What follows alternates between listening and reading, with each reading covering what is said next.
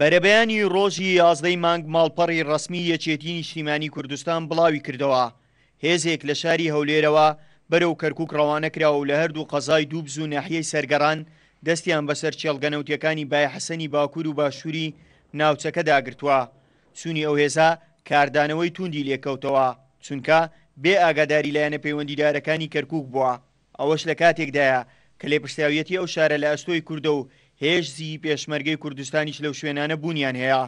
مامۆستایەکی زانکۆش دەڵێت ناردنی ئەو هێزانە دژی یەک ڕیزی نیشتیمانیە. من بە شتێکی منطقی نازانم پارێزگای کەرکووکە ئێستا لە دەست کووردا پێزی پێشمەرگەی لێیە ناکرێت بەڕاستی بەبێ ئەوەی کەوا پرس بەم پارێزگارە بکرێت تۆ بچی مەثەنەن ئەم بیرە نەوتانە بە شێوەیەک لە شێوەکان گوایە وەزارەتی سامانە سروشتەکان دەڵێ دەجێڕمە من دەستی خۆم و ئەوانە یعنی بەڕاستی پرس نەکردن ئەمە لەگەڵ بنەمای یەک ڕێزی نیشتیمانی ئێستا ئەوەی کەوا بانگەشەی بۆ دەکرێتن کەوا کارێکی گرنگ و زروریە بەڕاستی یەک ناگرتەوە.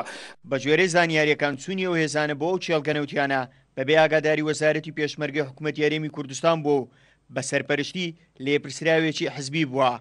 چاودێرێکی سیاسیش دەڵێت دەبێت هێز بۆ شەڕی دژی تیرۆرستان ڕەوانە بکەین نەوەک بۆ بیرەنەوتەکان.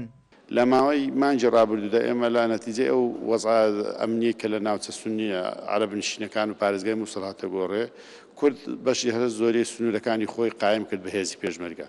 ئەو بیرەنەوتانە مەسەلە چەند کرێکار و چەند پۆلیسێکی لێیە یعنی ئەم کرێکار و پۆلیسانە خۆ مەترسێکی ئەوتوانی لەسەرگوۆە کەچی لێرکانە مەسەلە هێزێک دەڕواتن دەجاتی ئەو هێزە بچی بەرەکانی جەنگ قایم کاتن کەچی دەچیتن بیرە نەفداجی دەبێت. ئێستا لەو چێڵگەنەوتیانە دەستکراوە بە ناونووسین بۆ وەرگرتنی فەرمانبەری تازە.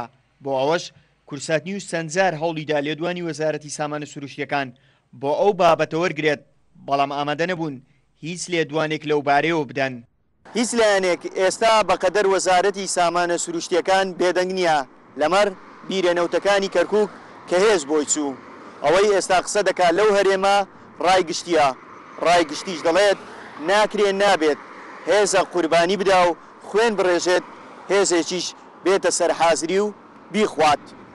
هاوکار عەبدوڕەحمان، کورسات نیوز، هەولێر.